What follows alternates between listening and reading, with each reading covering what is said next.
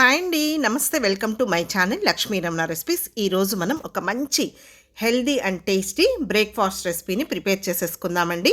అదేంటంటే రాగి దోస అండి. చాలా రుచిగా ఉంటుందండి. ఆరోగ్యానికి కూడా చాలా మంచిది. ఈ రాగుల్లో మనకు కాల్షియం, ఐరన్ అనేది పుష్కలంగా ఉంటుందండి. మామూలుగా వెయిట్ లాస్ కావాలనుకున్న వాళ్ళు, తర్వాత ఇర్రెగ్యులర్‌గా పీరియడ్స్ వచ్చేవాళ్ళు, తర్వాత షుగర్ పేషెంట్లకి ఈ రాగులతో చేసిన దోసలనేది ఆరోగ్యానికి చాలా మంచిదండి. మామూలుగా మనం రాగులతో రాగి సంగటే కాకుండా ఇలా దోసలను కూడా చేసేసుకోవచ్చండి.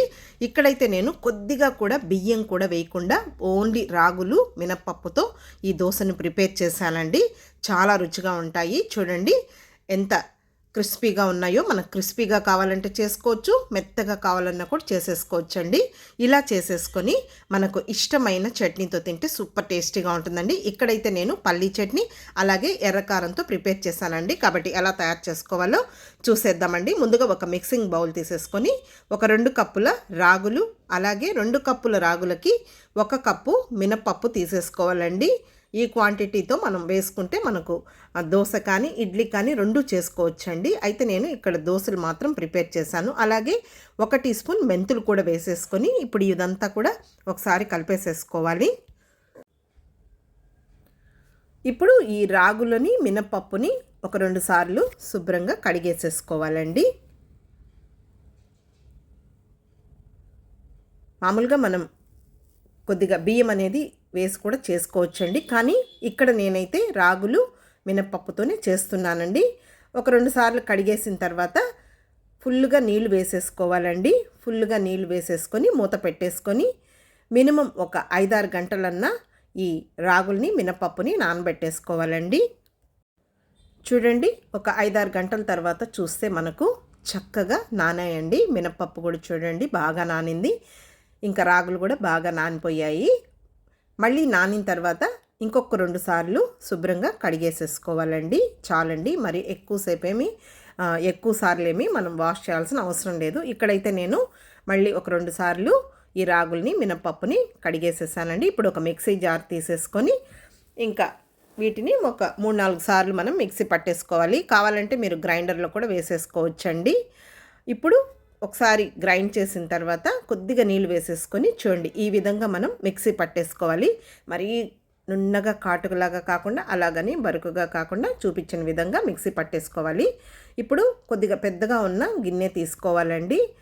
మనం ఈ పిండిని నైట్ అంతా పులిగి పెట్టుకోవాలి కాబట్టి కొంచెం పొంగుతుంది కాబట్టి కొద్దిగా పెద్దగా ఉన్న గిన్నె తీసుకోవాలి. ఈ రాగి పిండి, మినప్పప్పు కొంచెం పొంగు అనేది ఎక్కువ వస్తుందండి. కాబట్టి కొద్దిగా పెద్ద గిన్నె తీసుకోవాలి. ఇక్కడ ఈ పిండినంతా కూడా మిక్సీ పట్టిందంతా కూడా ఈ గిన్నెలోకి తీసేసుకొని ఒకసారి గరిటెతో కలుపుకోవాలండి.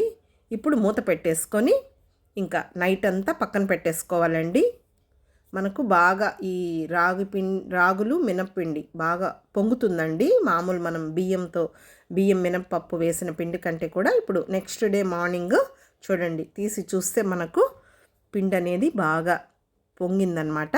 అందుకే మనం కొంచెం పెద్దగా ఉన్న గిన్నెలో మిక్సీ పట్టుకున్నది వేసుకున్నామంటే మనకు పొంగిన తర్వాత అది బయట పడకుండా ఉంటుందండి.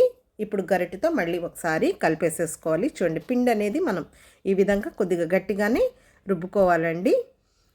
ఇప్పుడు ఈ పిండిని మనం ఎంత కావాలనో అంత ఒక గిన్నెలోకి తీసేసుకొని మిగిలింది ఫ్రిడ్జ్లో పెట్టేసుకోవాలి.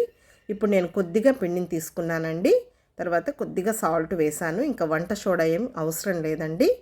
మీకు కావాలంటే ఒక చిటికెడు వేసేసుకోవచ్చు. నేనైతే వేయలేదు. ఇప్పుడు కొద్దిగా నీళ్ళు వేసేసుకొని పిండిని చూడండి ఈ విధంగా కలుపుకోవాలి. మరీ నీళ్ళగా కాకుండా, అలాగని గట్టిగా కాకుండా ఈ విధంగా కలిపేసేసుకోవాలి. కావాలంటే ఇదే పిండితో మనం ఇడ్లీ కూడా పెట్టేసుకోవచ్చండి. ఇప్పుడు స్టవ్ వెలిగించుకొని ప్యాన్ పెట్టేశాను. ఇంకా ఆయిల్ ఏం వేయలేదండి. డైరెక్ట్గా పిండిని తీసేసుకొని ఈ విధంగా మనకి పలుచగా కావాలంటే, క్రిస్పీగా కావాలంటే ఇలా చేసేసుకోవచ్చు. లేదు కొంచెం మనకు మందంగా మెత్తగా కావాలంటే కూడా కొంచెం ఆయిల్ వేసేసుకొని కొంచెం ఆనియన్తో అలా స్ప్రెడ్ చేసేసుకొని దోశలు కూడా వేసేసుకోవచ్చండి. నేను ఇక్కడ కొద్దిగా క్రిస్పీగానే చేస్తున్నానండి.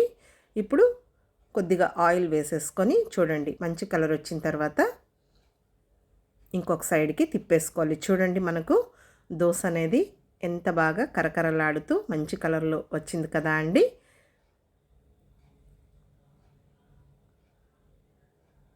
కొంతమంది క్రిస్పీగా ఇష్టపడతారు, కొంతమంది మెత్తగా ఇష్టపడతారండి. ఎవరికి ఎలా కావాలనో అలా చేసేసుకోవచ్చు. ఇప్పుడు ఇదే విధంగా ఇంకొక దోశను కూడా వేసేసుకోవాలి.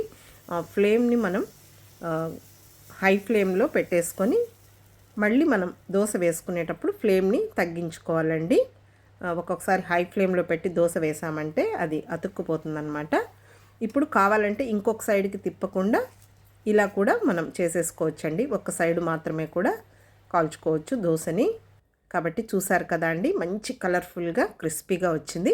ఇప్పుడు నేను ఒక సర్వింగ్ ప్లేట్లోకి పల్లీ చట్నీ పెట్టానండి. అలాగే ఎర్రకారం కాంబినేషన్ బాగుంటుందండి. ఆల్రెడీ నేను ఈ చట్నీలు కూడా వీడియో పోస్ట్ చేసి ఉన్నాను, ఒకసారి చూడండి. కాబట్టి చూసారు కదా అండి, సాంబార్తో కూడా బాగుంటుందన్నమాట. మీకు కావాలంటే అదే పిండితో ఇడ్లీ కూడా పెట్టేసుకోవచ్చండి. నేనైతే ఓన్లీ దోశ మాత్రం వేశాను. కాబట్టి చూసారు కదా అండి, ఆరోగ్యానికి ఎంతో మేలు చేసే బియ్యం అనేదే లేకుండా రాగులతో నేను ఎలా దోశలు చేశానో. కాబట్టి చాలా కమ్మగా, చాలా క్రిస్పీగా, చాలా బాగున్నాయండి. వెయిట్ లాస్ కావాలనుకున్న వాళ్ళు, తర్వాత ఇర్రెగ్యులర్ పీరియడ్స్ ఉన్నవాళ్ళు, తర్వాత షుగర్ పేషెంట్స్, బీపీ ఉన్నవాళ్ళు ఎవరైనా కూడా హ్యాపీగా తినేయచ్చండి. కాబట్టి చూసారు కదా అండి, రాగులతో నేను ఈరోజు హెల్దీగా, టేస్టీగా ఎలా దోశల్ని ప్రిపేర్ చేశాను. కాబట్టి మీరు కూడా ఒకసారి తప్పకుండా ట్రై చేయండి, ఆరోగ్యానికి చాలా మంచిది. ఈ వీడియో మీకు నచ్చితే లైక్ చేయండి, షేర్ చేయండి. కొత్తగా చూస్తున్న వారు ఛానల్ని సబ్స్క్రైబ్ చేసుకొని ఇంకొక వీడియోతో మళ్ళీ కలుద్దాం. నమస్తే అండి.